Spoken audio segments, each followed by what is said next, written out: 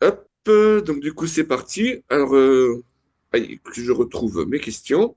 Je suis avec le groupe Gonzilla, groupe de Lyon. Donc c'est dans le cadre des interviews que je fais par rapport au dernier Ménossi Festival.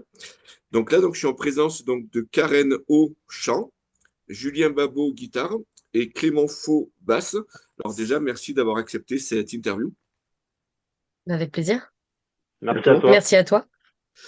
Voilà, donc du coup, après Sanctuary, Red Gordon et Tanork, donc vous êtes les quatrièmes de cette série d'interviews que je prépare euh, concernant l'affiche du Maine aussi, qui a lieu en septembre dernier. Alors, avant qu'on en parle, est-ce que vous pourriez vous présenter en quelques mots le groupe et individuellement? Je peux commencer peut-être pour la présentation du groupe, si ça vous va. Donc on est le groupe Godzilla, on s'est formé en 2011, début 2011 à Lyon. On a notre actif deux LP, un EP. Voilà, le dernier EP, dernier LP, pardon, Aurore, qui est sorti en 2022. Et on officie dans un registre qu'on pourrait qualifier de doom metal mélodique, avec deux chants, un chant féminin en clair et un chant masculin grôlé. Voilà. Donc pour les présentations individuelles, donc moi c'est Clément, donc je suis dans Gonzilla depuis la création du groupe en 2011 et je suis à la basse. C'est Julien. Donc, pareil, comme Clément, je fais partie du noyau subsistant des premières heures. Et donc, moi, c'est guitare lead plus précisément. Et donc, moi, je suis Karen O, je suis au chant, donc chant clair. Et je suis une des dernières arrivées dans Godzilla, puisque j'ai rejoint Godzilla en 2020, fin 2020, où on a commencé à travailler sur l'album Aurore. Avant ça, j'officiais et j'officie toujours chez Octavius Lupus. Ok, donc on va aborder un petit peu tout ça. Alors, au Ménossi, j'ai pu faire une vidéo du titre Echo, donc qui sera disponible dans cette playlist avec votre accord et qui figure sur votre album Aurore, donc paru en 2022. Qu'est-ce que vous pouvez nous dire concernant ce titre et ses lyrics? Je vais peut-être laisser Julien parler de la composition d'abord et je parlerai des paroles ensuite. Allez. Oui, ou peu importe. Donc, Echo, oui, on va dire que c'est un titre qui a, qui a vu le jour avant que Karen arrive, qui a été composé musicalement donc par moi-même, avec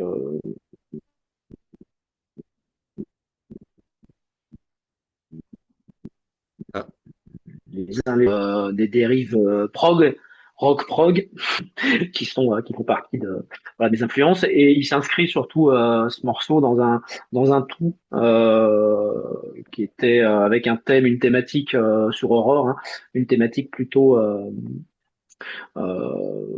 homérique, voilà, tout ce qui va être mythologie grecque. Et donc Karen a permis à ce morceau qui avait difficilement trouvé son essor sur la partie chant.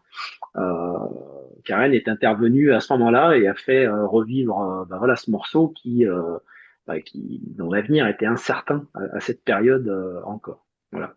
Karen, je vais te laisser continuer sur la partie texte. Et donc, Echo, ça, c'est une valeur sentimentale très particulière puisque c'est le premier texte que j'ai écrit pour cet album. Donc, il n'y avait que le titre à la base. Et j'ai fait dériver le mythe d'Echo dans le libre arbitre et dans la libre pensée.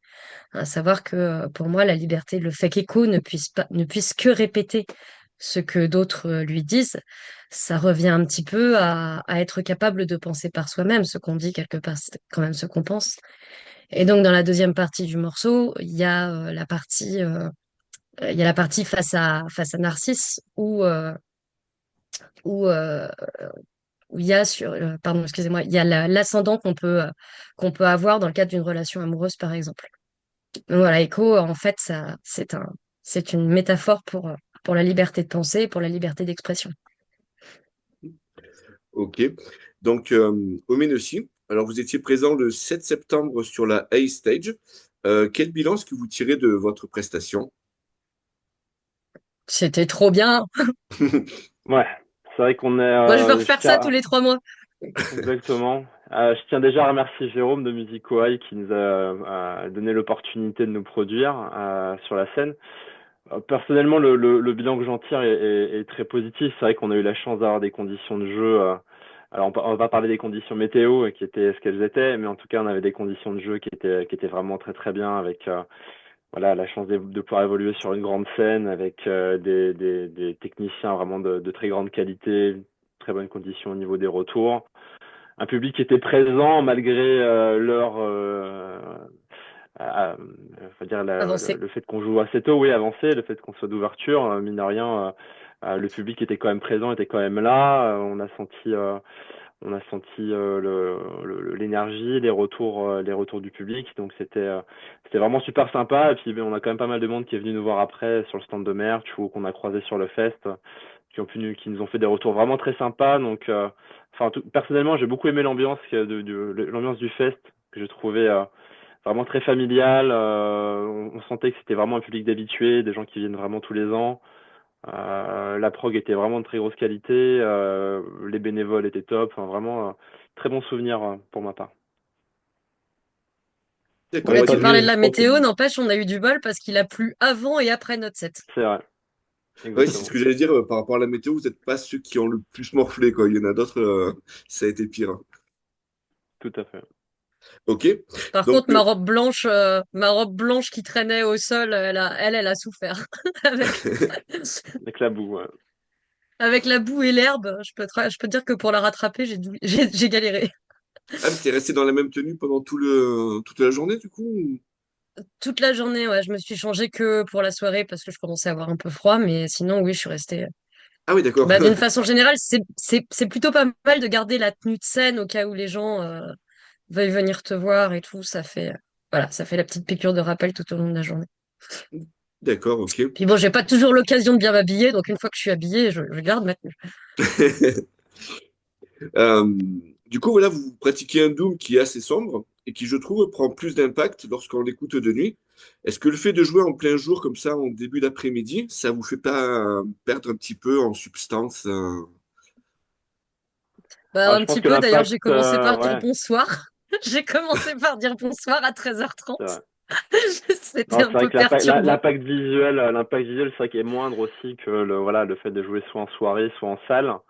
Maintenant, pour le coup, je trouve que la météo a aidé un petit peu à installer cette ambiance, voilà, l'ambiance pluvieuse, à compenser un petit peu le fait de jouer comme ça en ouverture. Ok. Euh, alors justement, voilà, les, euh, les rythmes que vous pratiquez, ils sont majoritairement donc très lents et très lourds, donc comme dans le Doom. Alors, avec l'adrénaline que j'imagine vous avez dû avoir, est-ce que c'est pas un challenge de ne pas accélérer les tempos et vraiment de rester dans ce côté lent et lourd, quoi? C'est un challenge surtout quand on a un batteur qui vient du black metal. Non, non, effectivement, on joue, c'est pour ça qu'on joue avec dans l'oreille un clic pour vraiment réussir à garder le tempo, d'autant qu'on joue avec des samples, avec des nappes par moment principalement. Donc, si on veut vraiment réussir à retomber carré sur les temps, on est forcé de jouer avec un clic dans l'oreille. Ça n'empêche pas que dans l'adrénaline, comme tu dis, par moment, il y a des petites accélérations. Donc voilà, tout l'enjeu est de réussir à retomber sur ses pieds et puis de calmer un petit peu les chevaux quand on sent que ça s'emballe. Ok. Euh, donc voilà, donc concernant le Ménossi, j'ai pu apprendre qu'il y a des centaines de demandes de groupes pour y participer. Est-ce que vous pouvez nous raconter comment vous avez pu faire partie de la sélection de 2024? Karen, toi, tu peut-être touché un mot de MLD du coup qui avait participé à En fait, l'édition précédente.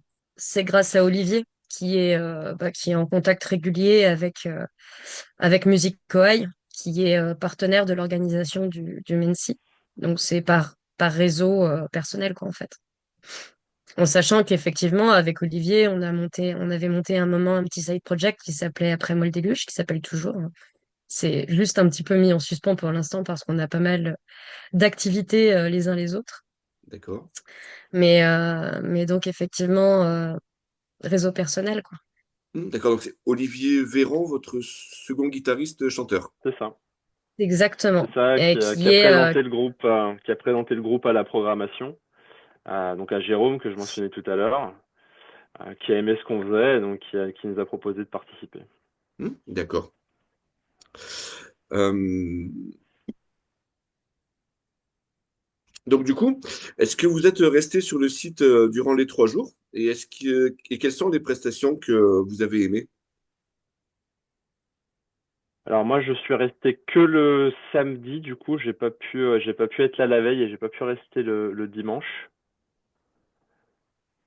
Karen, je sais pas si c'était tu es retournée, euh, bah en fait pareil. Donc moi je peux clairement pas être là la veille parce que bah, sortir en concert quand tu dois chanter la veille, c'est pas une bonne idée en général parce que bah si tu sors en concert, tu parles fort.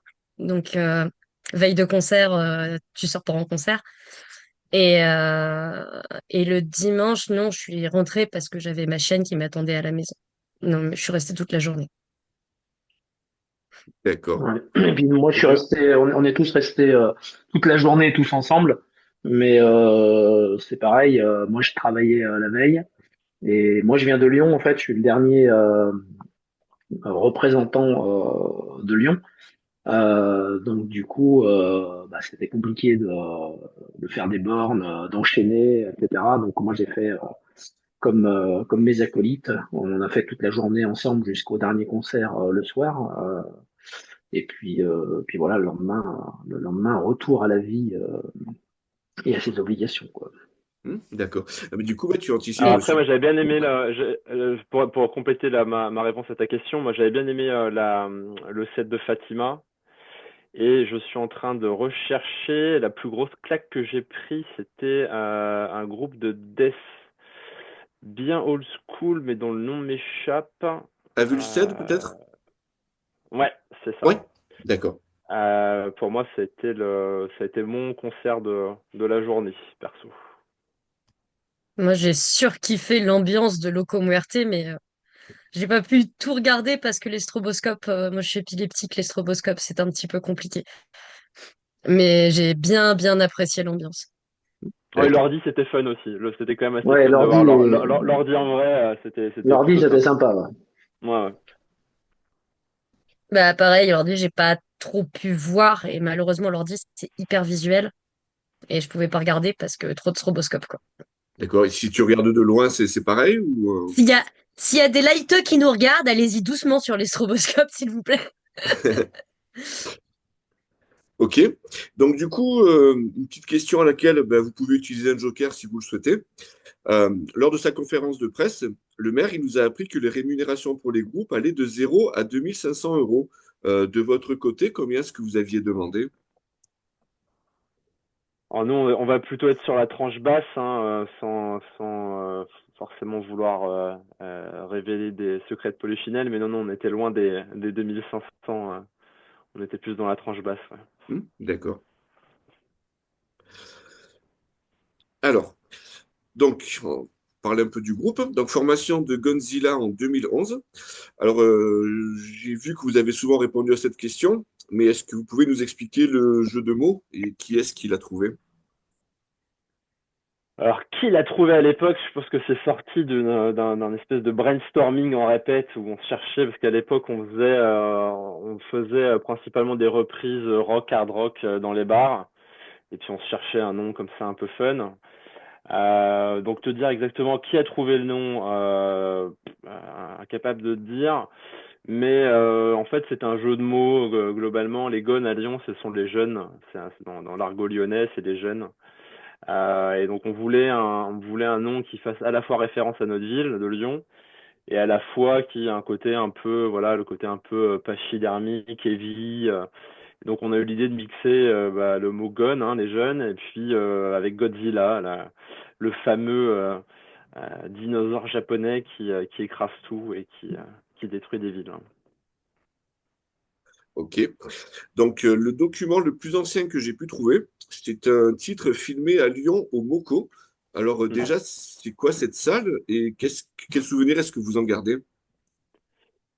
Alors le Moco, ça fait partie, alors ça faisait partie, parce que malheureusement, je pense que ce type de bar existe de moins en moins à Lyon comme ailleurs. Mais à Lyon, il y avait énormément de petits clubs, de petits bars qui étaient dans des caves voûtées, donc qui étaient vraiment des petites salles, hein. C'était entre 50, peut-être 50 et 80 personnes pour les plus grosses salles. Donc le Moco faisait partie de ce réseau de bars dans lesquels on pouvait se produire gratuitement. Quel souvenir j'en garde? Alors déjà, le fait qu'il y avait un escalier ultra raide pour descendre dans la salle et qu'il fallait descendre le matos et que c'était un enfer. Et que l'humidité suintait des murs aussi. Euh, qu'il y avait régulièrement, on se prenait des gouttes d'humidité qui suintaient de la salle. Mais non, globalement, ça reste des bons souvenirs parce que c'était les débuts, on va dire, quand même assez relatifs du groupe, hein.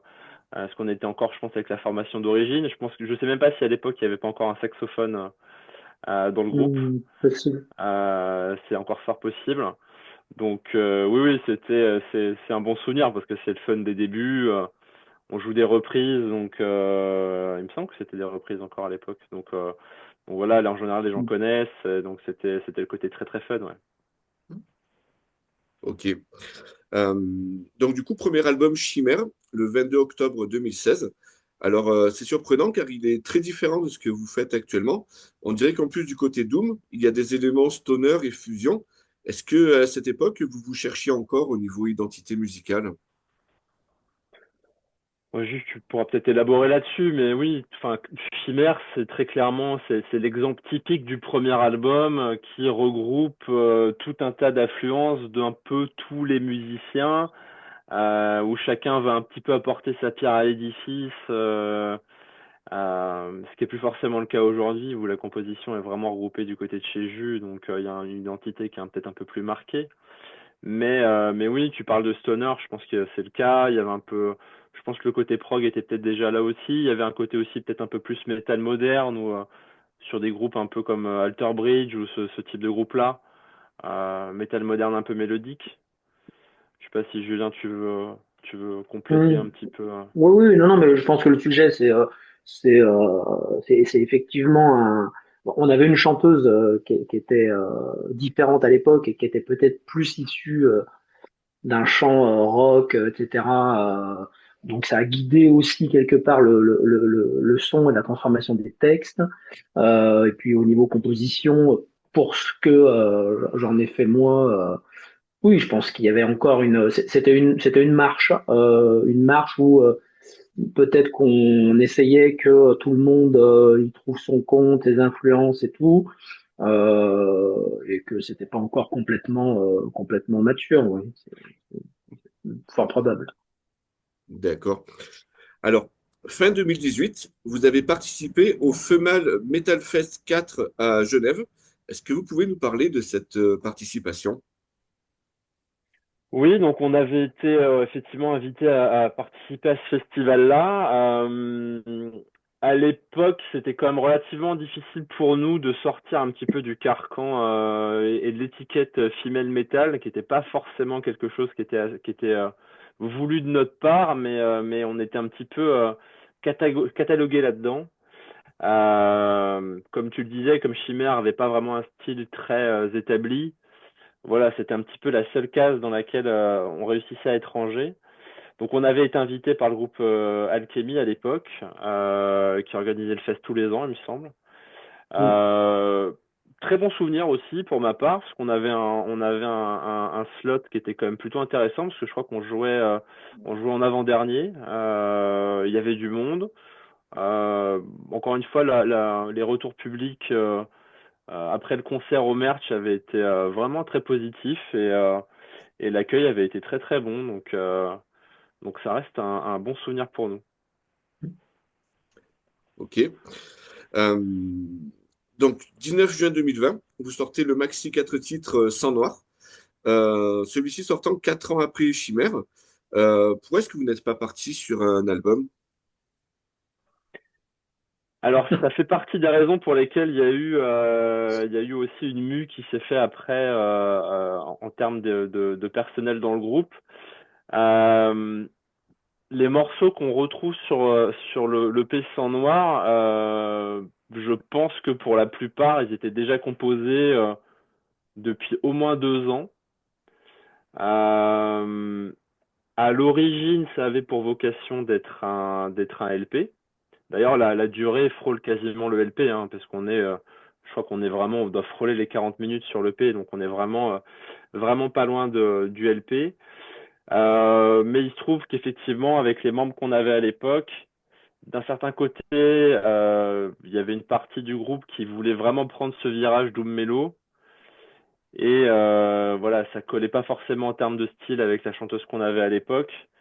Euh, les 4 morceaux, je pense qu'ils ont été aujourd'hui, avec le recul, on a un petit peu l'impression qu'on a dû les sortir au forceps. Et comme après, voilà, on commençait à trouver le temps long après la sortie de Chimère, ça faisait déjà 2 ans qu'on n'avait rien sorti, on voulait quand même avoir une actu. Et donc on s'est résolu un petit peu contraint et forcé de le sortir comme ça, encore une fois en autoproduction et sur un EP, parce que ça faisait déjà 2 ans qu'on n'avait rien sorti et qu'on voulait justement, on était pressé. Parce que les morceaux, on les jouait sur scène déjà depuis un petit moment et on était pressé un petit peu d'assumer cette identité Doom. Et pour ça, bah, ça nécessitait quand même d'avoir bah, de quoi présenter au public, enfin quelque chose, quoi, un CD à vendre, au merch ou quelque chose. Donc voilà, c'est un petit peu un regret, je pense on a de cette époque-là, c'est-à-dire que euh, la volonté première, c'était de sortir un LP, éventuellement déjà de trouver une structure à l'époque pour le sortir.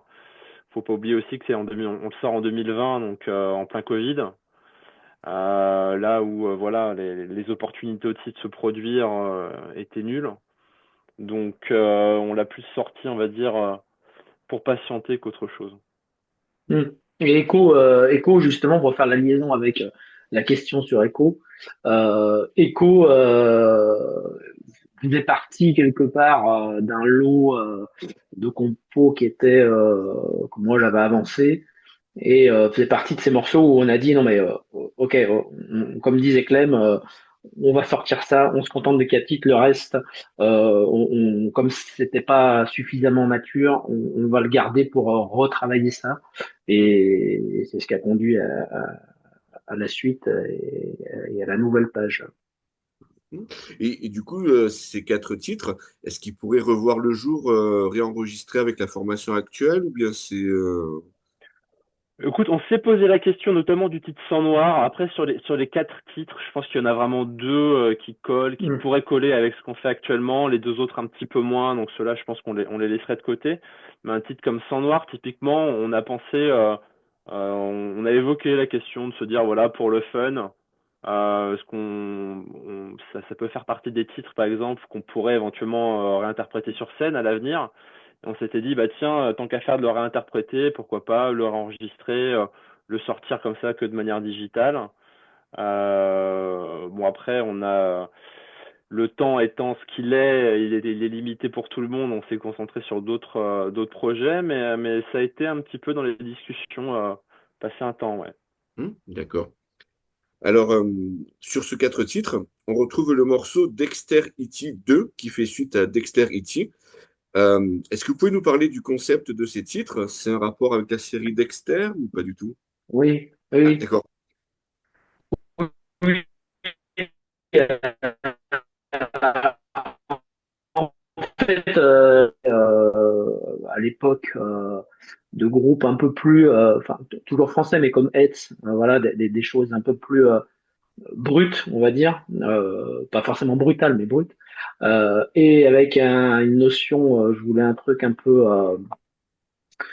oui, oui, bien évidemment imaginé, mais imaginaire, mais un truc un peu plus saignant. Et donc on a eu Dexterity qu'on a joué sur scène et que les gens adoraient quoi.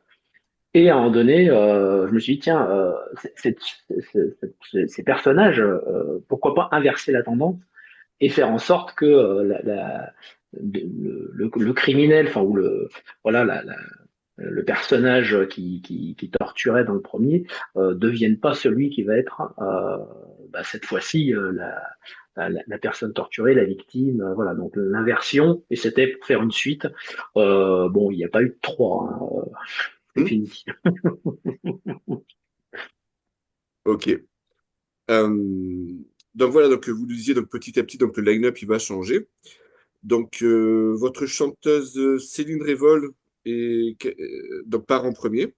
Et Karen, donc c'est là que tu interviens. Est-ce que vous pouvez nous parler de cette première transition? Apparemment, vous avez des registres très différents. Bah, Bah, disons que moi, vas-y, j'officie Can. un petit peu, j'officie un petit peu plus dans le lyrique, ce qui fait que Céline, elle pousse pas mal en belt. Donc, le belt, c'est le haut de la voix de poitrine. Je sais pas si ça te parle. Non, Mais ça prend donc, elle plus. va pousser son belt un petit peu plus haut, là où moi, je vais plus facilement passer en voix tête et plus naturellement utiliser de la voix tête parce que je trouve que c'est moins en tension et plus adapté. Donc, c'est pas qu'on n'a pas le même registre, c'est qu'on on n'utilise pas notre instrument de la même façon. D'accord. C'est une question aussi d'influence. En fait, à l'époque, on Parce que, cherchait. Excuse-moi, Can. Vas-y. vas-y. Non, je disais, en fait, pour faire le lien entre les deux, c'est-à-dire qu'à l'époque, comme disait Julien, sur Echo, on n'arrivait pas à trouver exactement ce qu'on recherchait. On avait une idée de ce qu'on recherchait, mais on n'arrivait pas à le trouver. Et c'est là que, voilà, dans notre recherche, dans notre démarche de chercher un petit peu à donner un sens à ce titre-là, Julien a proposé à Karen de faire des essais sur le titre. Et ce qu'elle nous a proposé, enfin, elle a touché la cible tout de suite parce qu'elle nous a proposé immédiatement ce qu'on recherchait déjà depuis un long moment. Et comme c'est comme ça que de fil en aiguille, voilà, on lui a proposé Echo. Ensuite, je crois que le deuxième titre, ça devait être Le Marcheur peut-être. Ouais. Sur lequel, ou pareil, tout de suite, elle a proposé ce qu'on attendait depuis longtemps, et c'est comme ça que la transition s'est faite, en fait.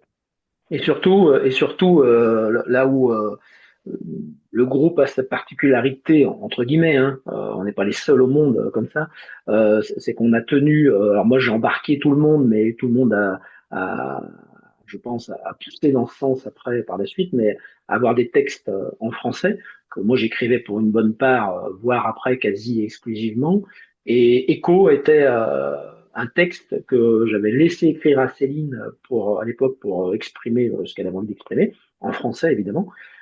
Mais il se trouve que il y avait pas, voilà, il manquait quelque chose. Et Karen, non seulement elle a fait une interprétation, proposé sa ligne de chant qui a tout d'un coup révélé ce morceau qui était en stand-by. Et surtout, je lui ai dit, bah, écoute, il y a un texte, voilà le thème, entre guillemets, hein, c'était très court, le thème c'est Écho, la mythologie, t'en fais ce que tu veux, quoi, hein.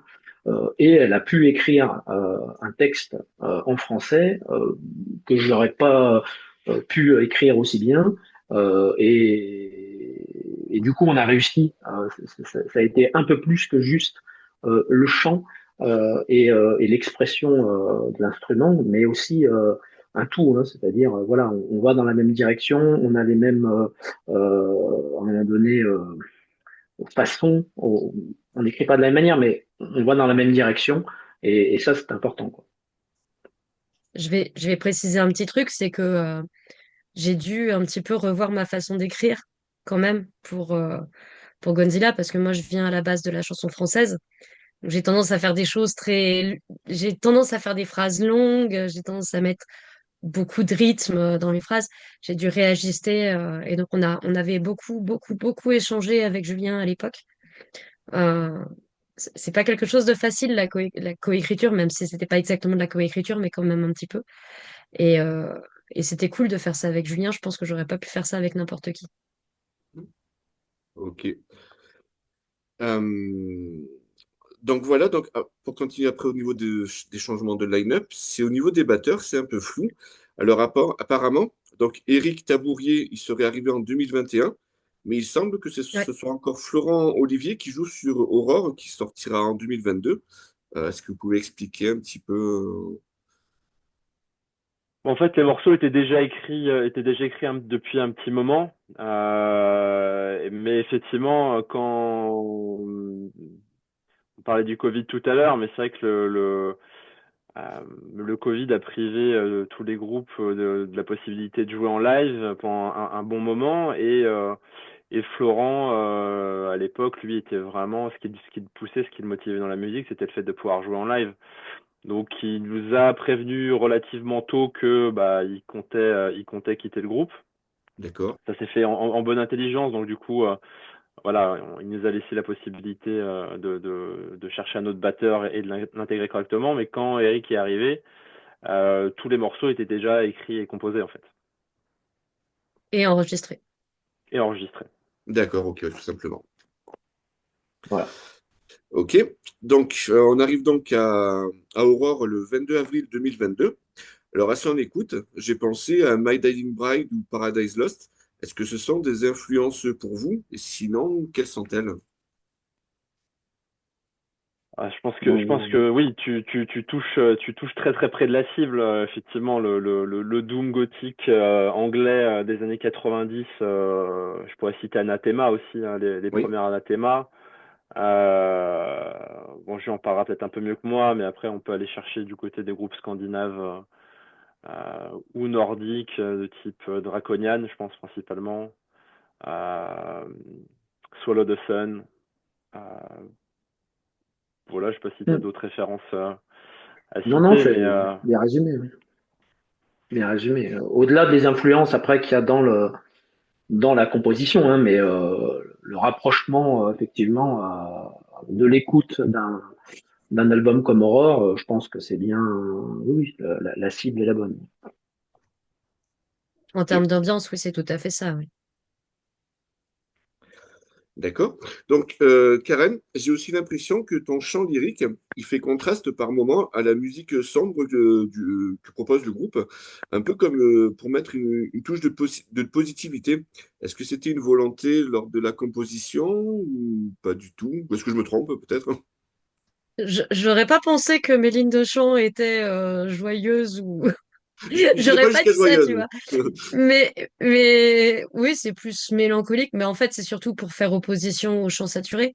Donc effectivement, on a toujours, on rentre dans le schéma de La Belle et la Bête avec le grognement, le grôle d'un côté et le chant féminin de l'autre. Je vais pas parler de chant lyrique parce que je fais clairement pas du chant lyrique dans Godzilla. D'accord. Mais on a un peu toujours cette dualité entre voilà, le chant clair, le chant saturé. Donc effectivement, je vais faire des choses qui sont un peu plus pour rester en opposition. Je vais pas y aller en mode rock à donf. Sinon on n'aurait pas cette opposition-là. Donc je vais rester justement sur quelque chose d'un peu plus, je vais pas dire joyeux, mais je vais dire délicat. Ce qui n'est pas, voilà, pas toujours ce qui n'est pas ce que je fais toujours.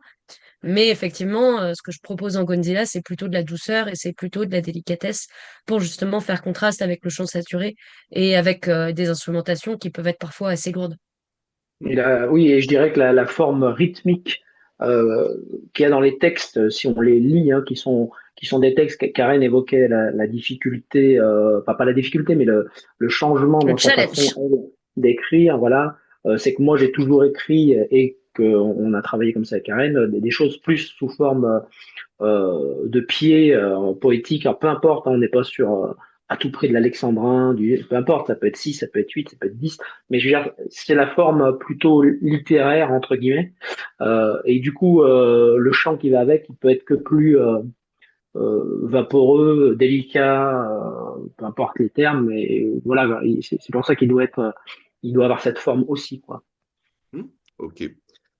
Du coup, je vois que j'arrive à la fin de cette session. Je vous propose qu'on fasse une petite coupure et je vous relance une Hmm, invitation. Allez. ça ok. marche. À Ok, tout de suite. À tout de à tout suite. de suite.